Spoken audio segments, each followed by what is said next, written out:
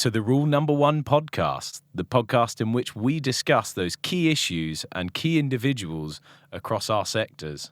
Well, would you look at that? Here we are, we find ourselves again outside our favourite little monument of the Duke of York.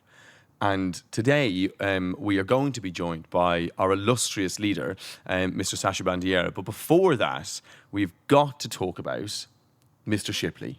Mr. Shipley, I feel like I haven't seen you in days. How are you? I'm good. I'm melting in this tiny box. Agreed. Sat outside Buckingham Palace, so I couldn't have picked a more appropriate spot for myself, being very regal. I do think back tell. in olden times, if you were, if you were to live back then, you probably would have been in Buckingham Palace, more so as probably one of the slaves or the servants, and then maybe I would have been the king or the prince. I think you've got that the wrong way around, actually, Rob, given your background. I think what Will is trying to say, that I'd be an entertainer. Actually, given your background, Rob, as a waiter, I think you'd probably be pot wash. Oh, And right, I that think was a lost I opportunity. I might be a court jester, something a bit more regal, right towards the top. Advisor, actually, is probably what I would have been. Courtier is what they called them. Well, possibly, That was such a missed opportunity from you. I thought you were going to say, when I said I would be the king, you were going to go, well, given your background, actually, I think we all know you'd be the queen. No, I can't It was an absolute missed opportunity from you. But bring it back for a second. Bring it all back. No, we are here today to continue with our campaign for our next academy. So today we're joined by the one and only Sasza Bandiera. Sansa? I thought it was Shanja. Is it Sasza? I Only never joking. know. We're Never only know. joking. The one and only Sasza Bandiera. How are you? Welcome. Hello, guys. You all right? Good to see you in such close Very proximity. Thanks for giving us the day off to do this. That's fine. So welcome, Sasha, to the Rule Number 1 podcast. I can only imagine how excited you are to be here. I am. This is amazing. Thank you so much, guys, for inviting me on. When you hired both of us originally, is this what you had in mind as to what we'd be doing 7 and 5 years on? What, in a small padded van in the back of a car park in London? Back of a car park? Don't forget No. that it's also a little bit sweaty. Yeah, but also we're literally outside, pretty much outside Buckingham Palace. Yes, we are. So you can expect SWAT team to turn up in a minute. As car parks go, it's a pretty good car park. It's a pretty fancy car park. We don't do things in half measures on this podcast. Yes. First steps. So obviously today you are here to talk to us about all things Oyster. Now that we're about to launch the campaign for our new academy in September, Yep. we had the pleasure of talking to the lovely Hannah earlier about her journey and what that means for her. And what would be great is to, I guess, put to you your, nearly 13 years at Oyster? Nearly 13, yeah. Give us the rundown. Give us the short version. The short version of what? The last 13 years? Yeah, I think really what the people, which we've had many, many listeners call in about, is they want to know your journey.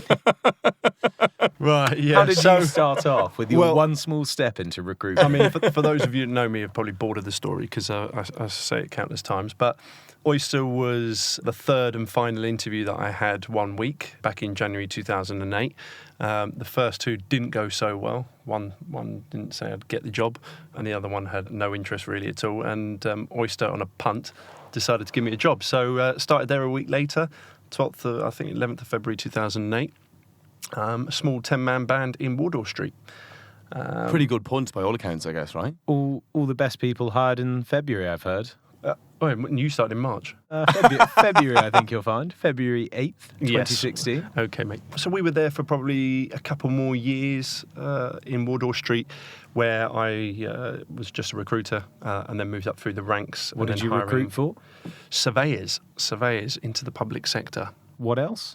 Did a bit of this, bit of that. Project managers, quantity surveyors, Gardeners. gardeners, yes, nice one.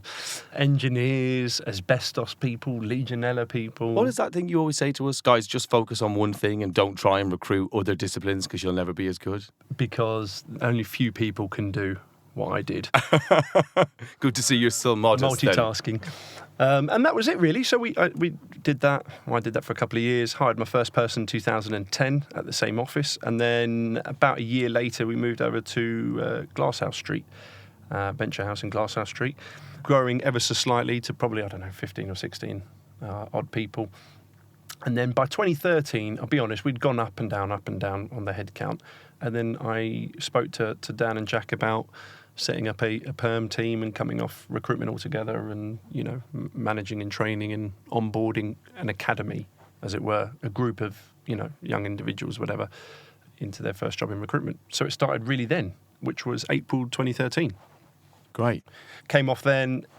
We grew quite rapidly over the next couple of years, academy after academy, getting the content better and better, 6 to 12 weeks. And then we grew to about, 42 people by 2015. And then 2015 came a real sort of learning curve. Unfortunately, lost a few people. I had to let go of a good few people, really realised that the foundations and the structure of the business wasn't set up to hold any serious numbers. So When you say a few people, how many people did you lose that year? 27. 27. 27, I remember it. I mean, it must have been a serious challenge at that point for you, like dealing with all of that. How did you take a step back and analyse what you'd done wrong?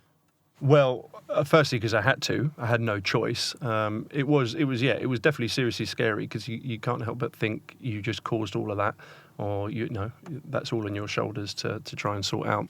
But I was 27 at the time and always had realised, I don't know everything yet. So I had to take a lot of, criticism on the chin, had to work out a few things myself, and then, putting a plan in place to slowly start rejigging things so we could build back up again. And that started with, career paths, redoing career paths, job titles, competency frameworks, training, onboarding stuff. All the fun, exciting stuff. Yeah, all the stuff that I figured when I was younger. Why would a corporate company do this? But now I realise that's why they're corporate. There are reasons. Because there's policies and procedures and all the rest of it.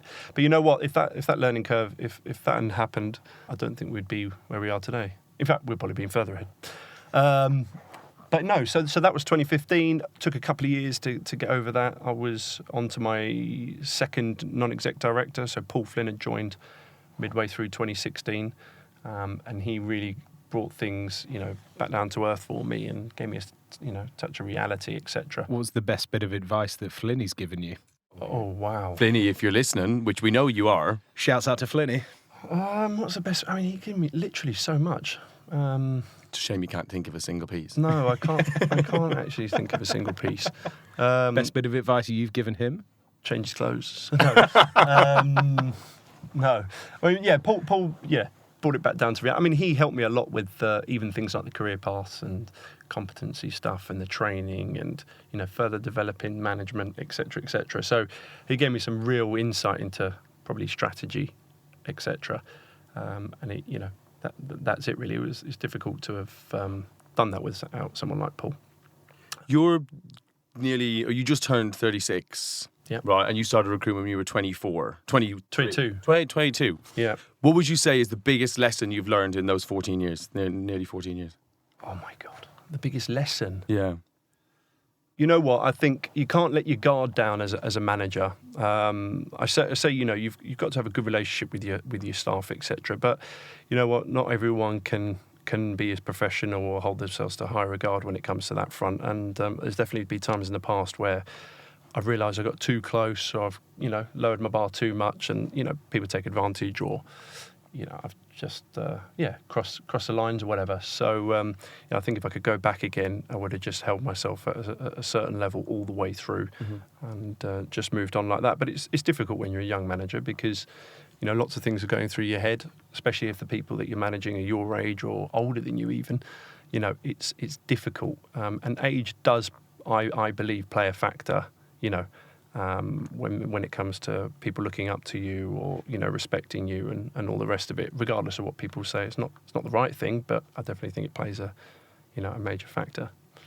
So 2021 now, and for all those people listening who are planning on applying to Oyster or planning on getting in touch to come and join us, for them, what does the future hold? What's next? Well, look, Oyster Partnership as a recruitment business isn't for the faint-hearted. You definitely have to be a strong-willed person. Every single attribute anyone ever says at interview stage is going to be really tested. But if you do join us, you're going to learn recruitment properly, thoroughly. You're going to learn to be the best of the best. And I think, you'll be part of hopefully a future of sort of 150 to 300 people in the next 5 or 10 years.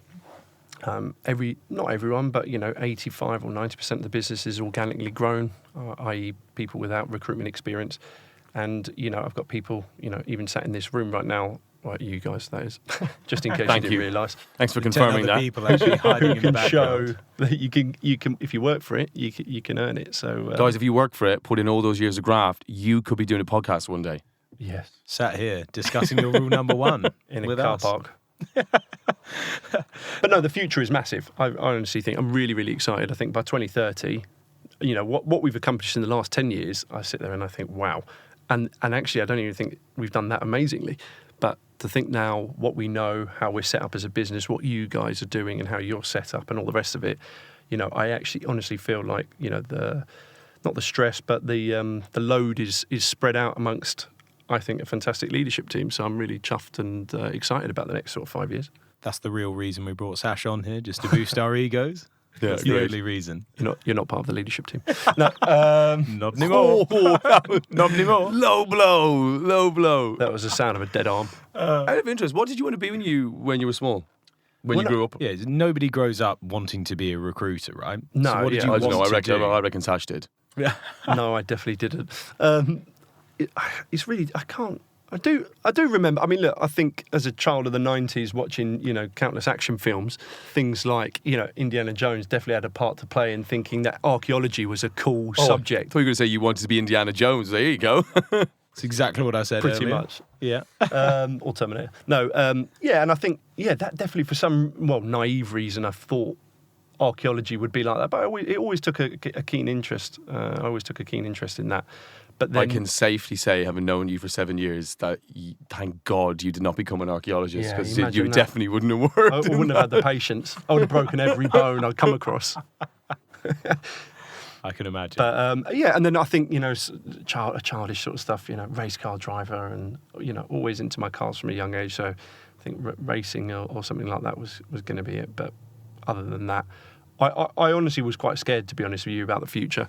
Definitely at school, you didn't feel like you could accomplish much unless you went to uni. And I did always feel growing up that I wasn't the studious type, or I definitely didn't have the attention for it. So I did worry about it. And it was definitely something that was not frowned upon, but you definitely got a bad vibe from your seniors or, adults that were around you that, if you didn't study, you'd be stuffed, sort of thing. Is that why it's important to you that there's no, I guess, prerequisite in terms of entry requirements to join Oyster? Yeah, absolutely. I mean, I do hear of other agencies, they've got first class honours and all the rest of it as part of their barrier to entry. But I'm glad to say we really don't care about the education. We will go through it, and hats off to you if you've got the degree. You've sat it out for 3 years, but it really does not matter, because what we'll teach you on how to pick up the telephone and build relationships and all the rest of it, you can do off your own back if you put your mind to it and you put in the work and effort. And again, I'd like, there's a good group of individuals at Oyster that are, everyone's successful in their own right, but there is no telltale sign of education playing a part in that. Except for Shipley. He's got a 2-2, hasn't he? Do you? Well, let's not go into the specifics of my degree, It is shall a we? 2-2, isn't it? Nothing wrong with a 2. Not quite. With a Well, 2-2. a little bit lower. But, Lower, it's 2-3. Is that such a thing? a third. Absolutely. 3/3. As people refer to it as the G&T degree. G&T what degree. did you What does do? that mean? Oh, Didn't you do gin and farming? tonic? No, I know what didn't do farm. G&T means. No, I did Spanish and international relations. Oh, that's really helpful. Yeah, I've used loads. What did you of use It that does for come in handy though recruitment. when we go to Barcelona as a team. Yeah, that's true. He's only been once. I I've been once, yeah, thanks. I've never really made don't it on remember any, you ordering anything. any of the holidays that I've not made it What on. did you do, Rob?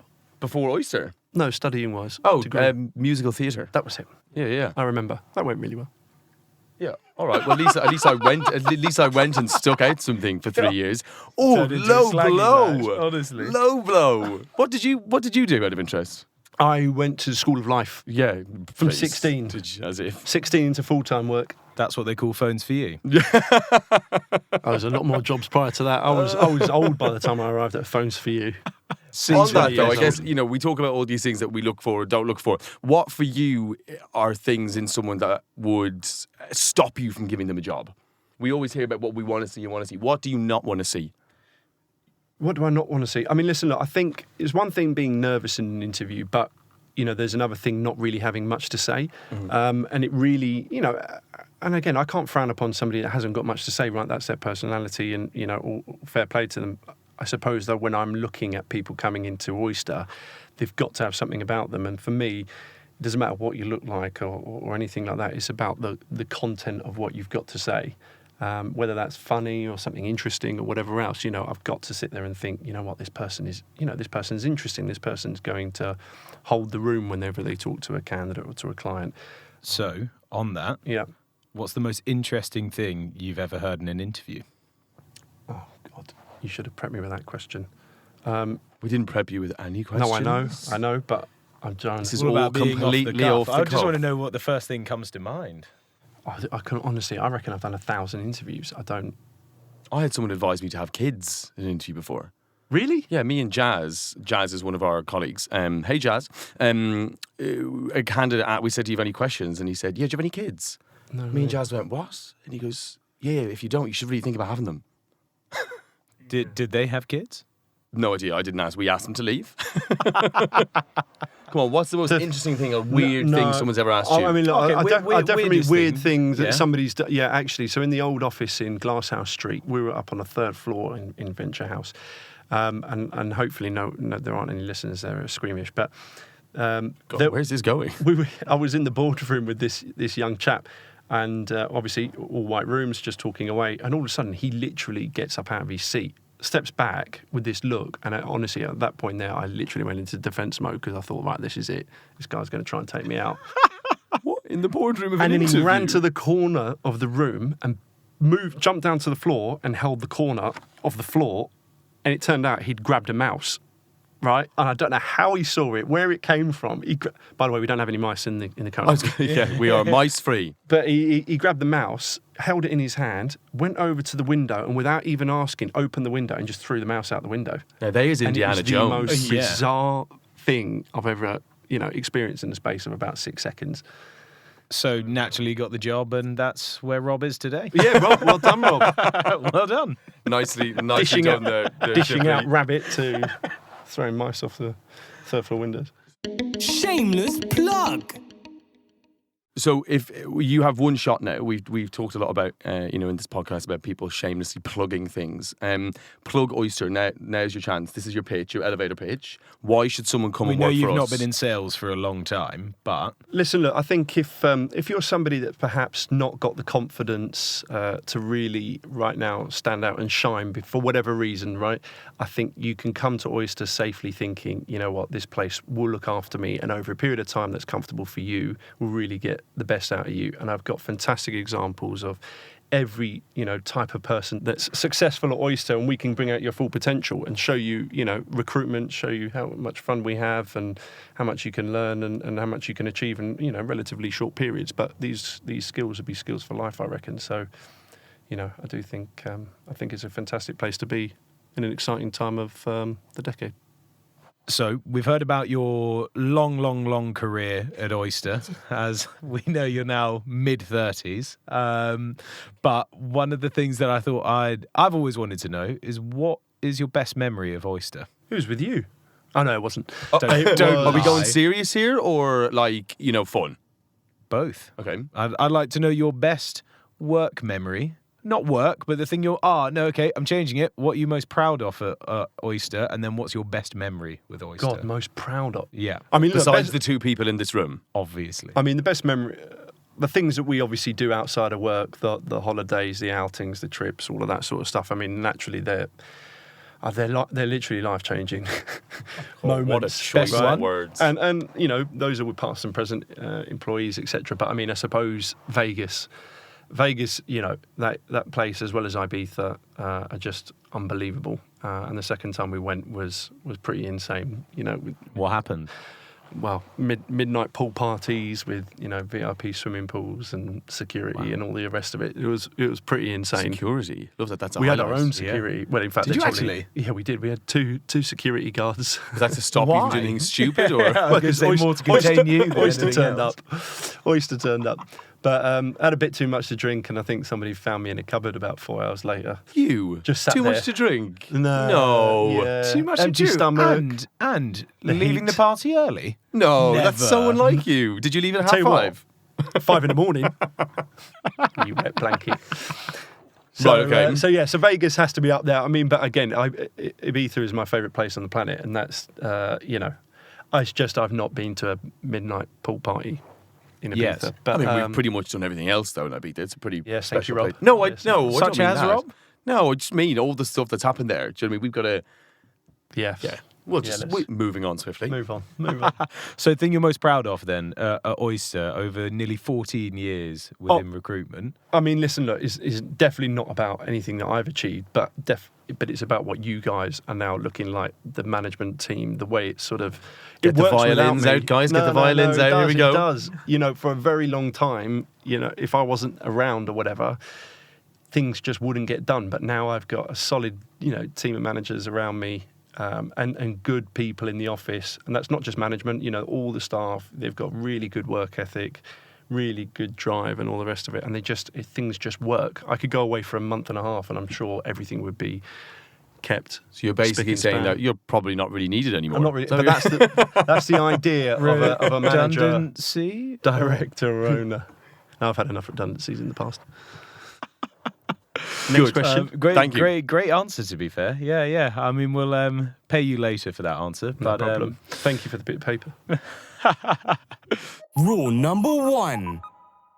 Now, one of the main questions that we obviously need to ask you is the name of our podcast, Rule Number 1, which was actually, Rob.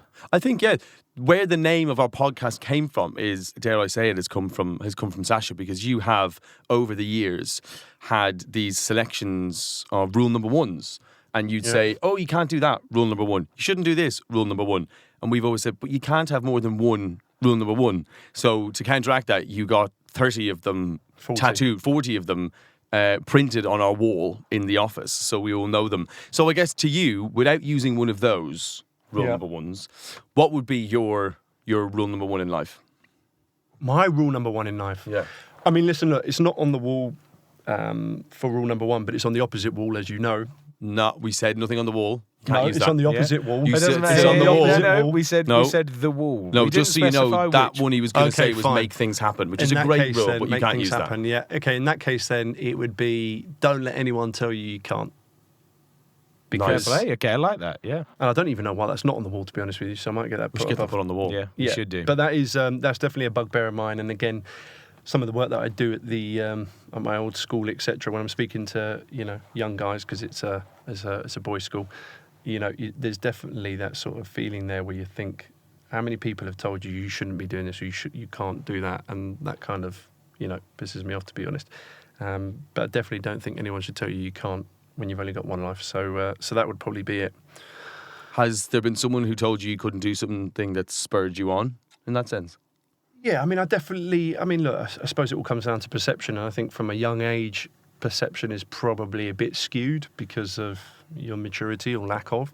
But I definitely got the vibe from various teachers, etc., and, people around me, I suppose, where, if you didn't follow this track or this route, then you wouldn't amount to very much, or that you would not be classed or deemed as successful. However, there were some people around me from a young age that I absolutely looked up to and thought, you know what, that's my role model, that's my inspiration. And those are the people that I sort of clambered onto. And, as I grew older, there was always somebody else new to that picture. And I suppose I'm quite easily, not impressed by small or plastic things, but it's just impressive when people build things. And I've just found that fascinating. Cool. Well, Very thank well you for that. answered. Yeah. Good. Yeah, so I think we'd like to say thanks so much, our fearless leader, for coming on our podcast. That's all right, mate. Thank you so much for inviting me. Oh, you are so welcome. It's been an absolute pleasure having you. No, it's been brilliant. I'm so happy I commissioned this. I think actually this is the proudest moment of your Oyster career so far. Absolutely not. I hate talking on these things.